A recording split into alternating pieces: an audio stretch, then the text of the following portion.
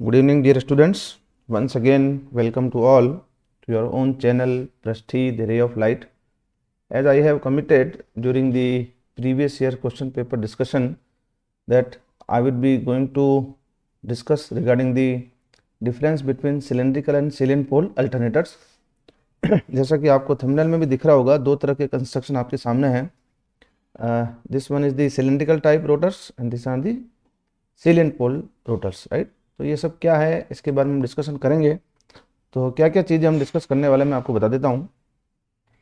हमारा आज का टॉपिक है difference between cylindrical and salient pole alternators, right.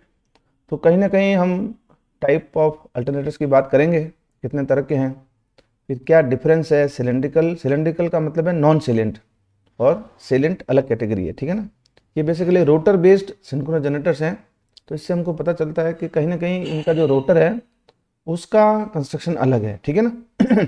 And one more important point, although the construction is entirely different but both of these alternators are capable of generating same frequency, right. That is, अगर हम India की बात करें तो 50 years, right. So how it is possible, what are the design consideration and what are the differences, so that we will discuss in this class, right. तो मोटे मोटे तौर पर सिलेंड्रिकल और salient pole rotor based generator हमको discuss करने हैं. ये दो तरह के स्ट्रक्चर्स हैं. अब इसमें से एक है फास्ट मूविंग, दूसरा है स्लो मूविंग, ठीक है ना. जो सिलेंड्रिकल टाइप है वो फास्ट मूविंग अल्टरनेटर्स की कैटेगरी में आते हैं और सेलिएंट पोल आपके स्लो मूविंग की कैटेगरी में आते हैं, ठीक है ना. Again both generate constant frequency. So how this is possible, so let us see. Before that, जो प्रीवियस ईयर क्वेश्चंस थे उनमें से हल्का सा मैं आपको बता देता हूँ. इस पर्टिकुलर टॉपिक के लिए पिछले कुछ सालों में क्या क्या क्वेश्चन पूछे हुए, 15, 16 और 17 के अंदर पूछा गया. In case of alternators used in thermal power plants, armature is long, armature उसका बड़ा होता है. Whereas in case of hydro electric power plants, armature जो है उसका डायमीटर बड़ा होता है, ठीक है ना. एक की लंबाई बड़ी है, दूसरे का डायमीटर बड़ा है ना. ये हमको बताना ऐसा क्यों होता है. फिर पूछा गया 2016 के अंदर short note constructional features of alternators, again यही बात होगी. फिर 2017 के अंदर पूछा गया describe the construction of alternator, वापस से यही बात होगी, ठीक है ना.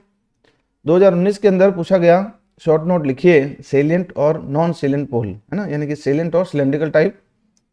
अगेन 2019 के अंदर ही सेकंड सेम में पूछा गया शॉर्ट नोट, है ना, ईएमएफ इक्वेशन पूछी गई सिलेंड्रिकल रोटर की और वोल्टेज रेगुलेशन साथ में पूछा गया, है ना. तो बेसिकली आपका एक चैप्टर है 7th आपके सिलेबस में बीडब्ल्यू में अल्टरनेटर्स के नाम से, जिसके अंदर 3 टॉपिक हैं मेनली. एक तो कंस्ट्रक्शनल फीचर्स, जिसके अंदर ये दोनों कैटेगरी आ जाएंगी, फिर ईएमएफ इक्वेशन की बात की हुई है और फिर कॉन्सेप्ट ऑफ वोल्टेज रेगुलेशन की बात की हुई है, ठीक है ना. आज हमारा जो फोकस है वो कंस्ट्रक्शनल फीचर के ऊपर है ना. बिफोर मूविंग अहेड, मैं आपको एक बेसिक फिलोसॉफी बता देता हूँ. And this diagram is very important. इसको आप याद रखेंगे तो आपका चैप्टर 1 के साथ साथ 7वां चैप्टर भी ऑलमोस्ट एक पिक्चर आपके सामने आ जाएगी. क्या कहता है डायग्राम, समझिए. ये एक बेसिक स्कीम है पावर जनरेशन की, ठीक है ना. ये मैं क्यों बता रहा हूँ, क्योंकि आपका जो अल्टरनेटर है वो basically thermal power plant, coal power plant, वहां पर आपके काम आता है ना, क्योंकि मैकेनिकल एनर्जी को इलेक्ट्रिकल एनर्जी में यही कन्वर्ट करेगा, है ना. तो देखिए डिफरेंट सोर्सेस फॉर एनर्जी, ये this can be chemical energy of coal, this can be nuclear energy of radioactive materials and this can be potential energy of water. अलग अलग एनर्जी हो सकती है. This energy will derive or run the prime mover. This prime mover may be different. It could be a turbine, IC engine. Turbine के अंदर भी steam turbine हो सकता है, हाइड्रो टर्बाइन हो सकता है, right. The output of this prime mover that is mechanical is converted into electrical energy with the help of this alternator, also known as synchronous generator or you can say AC generator. Again there are 2 categories, turbo and hydro, right. So today we are discussing about this part, right. What are the different type of alternators and how the rotor of alternator is different for different alternators and what are the constructional features over this, right. तो पहले थोड़ी सी general बात बता देता हूँ.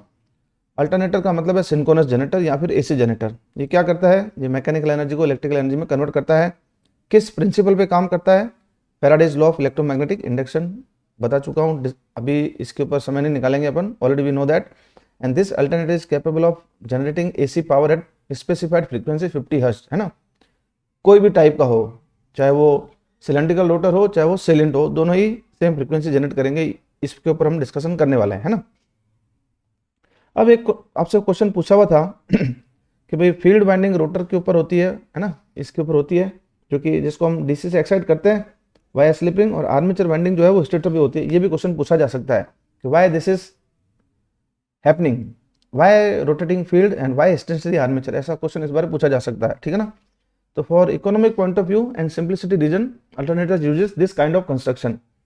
तो क्यों, इससे फायदा क्या होगा वो मैं आपको बता देता हूं। देखिए अल्टरनेटर जो है वो जनरेटिंग स्टेशन पे काम आता है ना। तो हमारा जो इंडिया के अंदर जनरेशन होता है वो 11 kV होता है। तो जो ईएमएफ जनरेट होता है बेसिकली अल्टरनेटर के अंदर, वो आपके आर्मेचर के अंदर होता है ना, एट जनरेटिंग स्टेशन। तो अगर आपका आर्मेचर स्टेशनरी रहेगा तो उसको आपको हैंडल करना इजी है, क्योंकि वहां पर हाई वोल्टेज जनरेट हो रहा है 11 kV का। So it is easy to insulate high voltage winding stationary है। अगर यही आपका आर्मेचर घूमने लग जाएगा, रिवर्स कंस्ट्रक्शन अगर आप काम में लेंगे, तो it is very difficult to handle such a large alternator which is moving, okay, which is sorry armature is moving, so it is very difficult for the moving armature. But अगर stationary है तो आप उसको easily insulate कर सकते हैं। दूसरा important point है कि armature is suitable for design high power rating machines. अगर आपका आर्मेचर स्टेशनरी है तो वहाँ पर हाई वोल्टेज जनरेट होता है, उसका आप इंसुलेशन भी करेंगे, इतना हाई वोल्टेज और उसमें इंसुलेशन भी बहुत ज़्यादा लगेगा, तो कहीं ना कहीं उसका वेट बहुत ज़्यादा हो जाता है ना। तो अगर वेट ज़्यादा है और अगर वो चीज़ पड़ी हुई है, स्टेशनरी है, तो उसको आप अलग अलग तरीके से हाई पावर पर डिजाइन भी कर सकते हैं, उसको ईजिली हैंडल कर सकते हैं। But if it is moving, then there are a lot of complications are there. That's why we are using stationary armature and rotating field construction. Please take a note of that. ये question मैंने additional add किया है, ये पूछा हुआ नहीं है, इस बार ही पूछा जा सकता है। So please take a note of that, right. आगे बढ़ते हैं, बात करते हैं इसके कंस्ट्रक्शन फीचर के अंदर रोटर के दो टाइप की, है ना। सिलेंड्रिकल रोटर कहूँ या नॉन सेलेंट कहूँ एक ही बात है, और सेलियंट या फिर प्रोजेक्टेड अगर नाम आता है तो वो भी आप ध्यान रखिएगा, don't be confuse about it, right. आगे बढ़ने से पहले मैं आपको बता देता हूँ ये दिखते कैसे हैं, है ना, फिर धीरे धीरे इसकी चर्चा करेंगे डिफरेंस की। देखिए ये वाला जो पार्ट है ये आपने देखा होगा, एक सिलेंड्रिकल रोटर है ना। इसका अगर क्रॉस सेक्शनल व्यू देखें तो आपको इस तरह से दिखेगा ही, है ना। यही ये दूसरा वाला जो है ये आपका है प्रोजेक्टेड पोल्स या फिर सेलेंट पोल्स। दोनों का अलग अलग कंस्ट्रक्शन है, लेकिन दोनों इस सेम फ्रीक्वेंसी जनरेट करते हैं। I am again repeating, right, इसको आगे डिस्कस करेंगे। अगर हम सिलेंड्रिकल या फिर नॉन सिलेंट पोल टाइप की बात करें तो दीज आर दी रोटर्स और alternators which are driven by steam turbines, यानी कि thermal power plant, nuclear power plant, and these are fast moving alternators. These are also known as turbo generators, है ना। इनको हम कहते हैं टर्बो जनरेटर, जो कि फास्ट मूविंग है। जबकि आपके जो सेलियंट पोल और या फिर प्रोजेक्टेड पोल अल्टरनेटर्स हैं, these are driven by hydro turbines, और you can say these are slow moving alternators, these are also known as hydro generator. इस बात को मैं एक डायग्राम के माध्यम से आपको क्लियर कर देता हूं। इसको आप ऐसे भी डिफाइन कर सकते हैं, the alternators which are used और driven by steam turbines are known as turbo generators, और whereas the alternators in power station driven by hydro turbines are known as hydro generators, right. Diagram देख लेते हैं। देखिए ये है आपका fast moving alternator, है ना। ये किससे चल रहा है, स्टीम से चल रहा है। स्टीम कहाँ जनरेट होगी, थर्मल में, कोल में, न्यूक्लियर के अंदर भी, है ना। तो ये फास्ट मूविंग अल्टरनेटर्स हैं, इनको हम कहते हैं टर्बो जनरेटर। जबकि अगर आपका हाइड्रो इलेक्ट्रिक पावर प्लांट है, जो वाटरफॉल हो रहा है, उससे जो टर्बाइन उससे जो अल्टरनेटर काम में लेते हैं उसको हम कहते हैं slow moving, and these are known as hydro generator, है ना। इसको हमने कहा फास्ट मूविंग, इसको हमने कहा स्लो मूविंग, है ना। इसका नाम है टर्बो जनरेटर, इसका नाम है हाइड्रो जनरेटर। ये फिलोसॉफी आप ध्यान रखिएगा। अब फास्ट मूविंग का मतलब कितनी स्पीड, है ना, और स्लो मूविंग का मतलब कितनी स्पीड, और कंस्ट्रक्शन में क्या क्या डिफरेंस है उसकी चर्चा हम आगे करेंगे, है ना।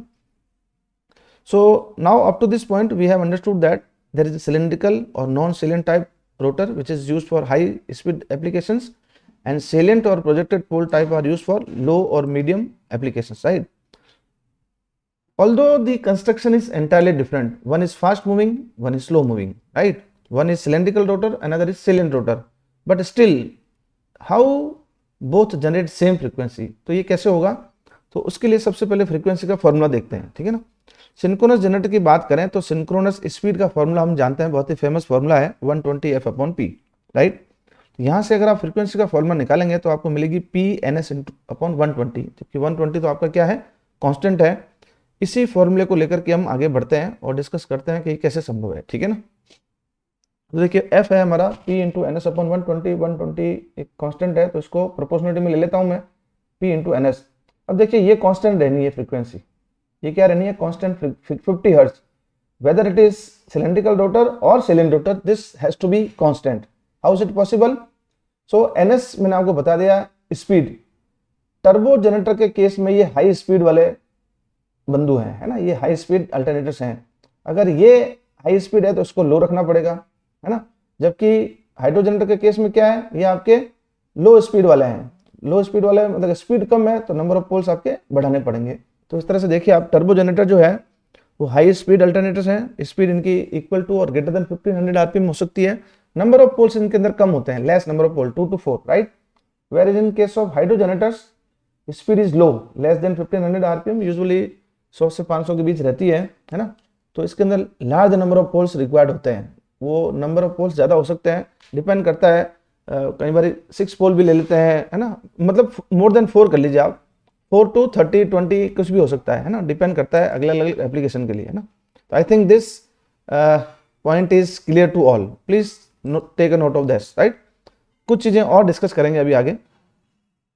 अब तक हम लोगों के जो सामने पिक्चर आई है वो है cylindrical non salient type high speed alternator, speed 1500 से ज़्यादा या उसके इक्वल, है ना, नंबर ऑफ पोल कम रहेंगे 2 या 4, जबकि सेलेंट पोल लो स्पीड है अल्टरनेटर की, लेस देन 1500 आरपीएम, है ना, 100 आरपीएम भी हो सकती है, और नंबर ऑफ पोल्स जो है वो रिक्वायर्ड ज़्यादा हो कम बहुत ज़्यादा होंगे, ठीक है ना। Next point is high RPM less number of pole turbo generator, hydro generator low RPM less number of pole, right.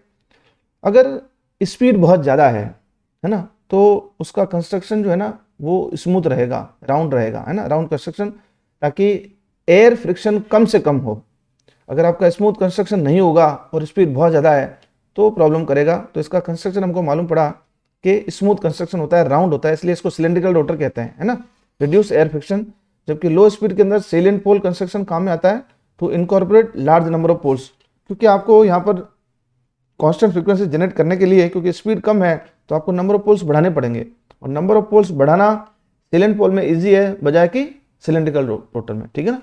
तो ये चीज़ें आई थिंक क्लियर हो गई होगी आपको। थोड़ा सा और आगे बढ़ते हैं, 2-3 पॉइंट और डिस्कस करेंगे, फिर इस क्लास को ख़त्म करेंगे। अब ये दिखने में, हालांकि मैंने आपको बता दिया, और एक फिलोसॉफी बता देता हूँ, small diameter cylindrical large axial length, ये एक और क्लासिफिकेशन है, एक और डिफरेंस है। जबकि हाइड्रो जनरेटर के अंदर एक्सियल लेंथ जो है वो छोटी है, ये देखिए छोटी लेंथ है, जबकि डायमीटर क्या है उसका, लार्ज है। इसका कंस्ट्रक्शन ऐसा क्यों किया गया, क्योंकि कई बार आप जानते हैं कि in case of thermal power plants और nuclear power plants where the turbo generators are used, we are using steam to run this generator, right. Steam का जो फ्लो है वो हमारे कंट्रोल में होता है, जबकि हाइड्रो पावर प्लांट के अंदर जो वाटरफॉल है वो नेचर से डिपेंडेंट है। तो कई बार डैम का कंस्ट्रक्शन है, हाइट ऑफ डैम है, वो कई सारे पैरामीटर्स इन्वॉल्व रहते हैं। तो यहाँ पर हम, क्योंकि इनर्शिया एक बहुत बड़ा रोल है ना, मैंने लिखा है यहाँ पर देखिए, हाइड्रो पावर प्लांट के अंदर लार्ज इनर्शिया की रिक्वायरमेंट होती है। Due to requirement of large inertia this kind of construction for large diameter is required, right. तो ये आप ध्यान रखिएगा, पॉइंट ये भी पूछा हुआ है, पहला प्रश्न आपको यही था, उसमें आप ये डायग्राम बना करके ये रीजन बता सकते हैं, है ना। अब फाइनली एक डायग्राम मैं आपको बता रहा हूँ, ये जो है आपका ये सिलेंड्रिकल रोटर कंस्ट्रक्शन है जिसमें 4 पोल है ना, आप देख सकते हैं NS अल्टरनेट सिलेंड्रिकल रोटर, है ना, ये पोल फेसेस है, और ये इस तरह का कंस्ट्रक्शन फिजिकली फॉर्म में आपको दिखेगा, है ना, ये स्लिपरिंग है, और ये आपको देखें इसमें 4 पोल है ना, ये इसका क्रॉस सेक्शनल व्यू है। जबकि ये है आपका 6 पोल, ये भी अल्टरनेट है, NS 6 पोल्स प्रोजेक्टेड पोल्स, और यू कैन से सीलेंट पोल, है ना, और इसका क्रॉस सेक्शनल व्यू कुछ इस तरह से दिखता है, दोनों में स्लिपरिंग यूज की हुई है ना। और आज के अंतिम स्लाइड और थोड़ा सा एक डिफरेंस आपको बता देता हूँ। सिलेंड्रिकल रोटर क्योंकि एक सिलेंड्रिकल फॉर्म में है तो इसके अंदर एयर गैप है वो यूनिफॉर्म रहता है, जबकि सेलेंट पोल में क्योंकि पोल्स जो है वो प्रोजेक्टेड हैं, है ना, तो यूनिफॉर्म एयर गैप संभव नहीं है ना। सिलेंड्रिकल के केस में क्योंकि स्मूथ कंस्ट्रक्शन है तो विंडेज लॉसेस कम से कम होते हैं, ये ऑलरेडी हम डिस्कस कर चुके हैं। जबकि यहाँ पर विंडेज लॉसेस ज़्यादा होंगे क्योंकि कंस्ट्रक्शन जो है वो स्मूथ नहीं है, नंबर ऑफ पोल्स बहुत ज़्यादा है ना। स्मॉल डायमीटर की हम बात कर चुके हैं, less than equal to 1 metre होता है, और एक्सियल लेंथ बहुत ज़्यादा होती है 10 मीटर के आसपास, जबकि सेलेंट पोल के केस में डायमीटर बहुत बड़ा है, जस्ट रिवर्स 10 मीटर का डायमीटर है, जबकि एक्सियल लेंथ लगभग 3 मीटर के आसपास रहती है। तो इस तरह से मैंने आपको बहुत सारी चीज़ें आज बताई हैं, है ना। तो आप देखिए जो टर्बो जनरेटर्स हैं वो स्टीम पावर प्लांट के अंदर काम आते हैं, हाई स्पीड वाले हैं, है ना, यूनिफॉर्म एयर गैप है, नंबर ऑफ पोल्स कम है ना, स्मूथ कंस्ट्रक्शन है, डायमीटर छोटा है, लेंथ बड़ी है, राइट। जबकि सेलेंट पोल वाले जो हैं वो लो स्पीड वाले हैं, हाइड्रो इलेक्ट्रिक पावर प्लांट्स के अंदर काम आते हैं, नंबर ऑफ पोल्स बहुत ज़्यादा है, कंस्ट्रक्शन स्मूथ नहीं है ना, प्रोजेक्टेड पोल है, नंबर ऑफ पोल्स इनकॉर्पोरेट बहुत ज़्यादा करने पड़ते हैं, इसलिए आपका एयर गैप भी यूनिफॉर्म नहीं है, वाइंडिंग लॉसेस होंगे, डायमीटर बहुत बड़ा है, जबकि एक्सल लेंथ छोटी है। So I hope with this class I have tried my best to make you understand about the difference between cylindrical and salient pole rotor, और ये क्वेश्चन एग्जाम में पूछा जाता है डायरेक्ट और इनडायरेक्ट वे में। सो आई होप आपको सारी चीज़ें समझ में आ गई होंगी। अगर आपको ये क्लास अच्छी लगी है तो इसको लाइक करना ना भूलें, आप लाइक करेंगे और शेयर करेंगे, उससे हमको मोटिवेशन मिलता है। अंत में आप सभी का धन्यवाद। जय हिंद।